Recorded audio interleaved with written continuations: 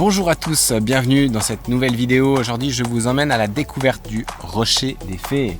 C'est ce petit bâtiment que vous pouvez observer ici, accroché à la paroi. Il s'agit en fait d'une construction qui remonterait au XIIe siècle.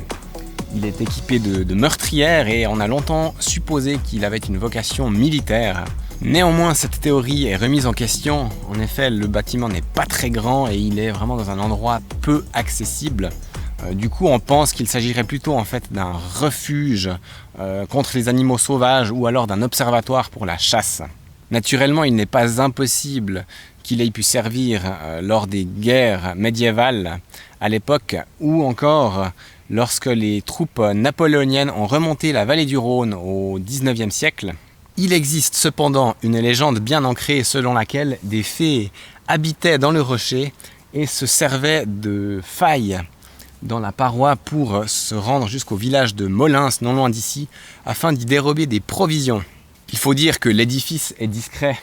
Sa maçonnerie imite la roche tant en forme qu'en couleur, et du coup il est très difficile de le voir de loin comme de près. À l'époque, l'accès devait se faire grâce à une échelle amovible, puisque l'entrée se trouve à environ 3-4 mètres au-dessus du niveau du sol.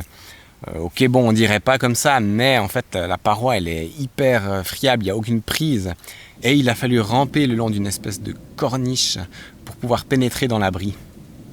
Celui-ci se compose en réalité de deux parties distinctes, lesquelles étaient sans doute elles-mêmes divisées par différents planchers.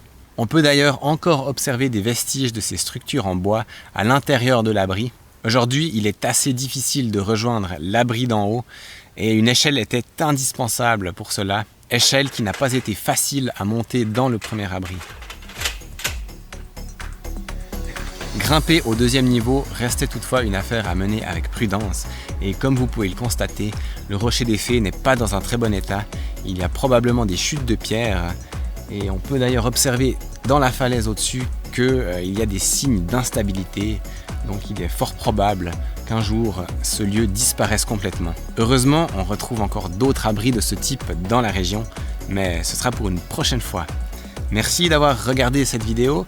Dites-moi ce que vous pensez de ce format un peu différent, ça m'intéresse.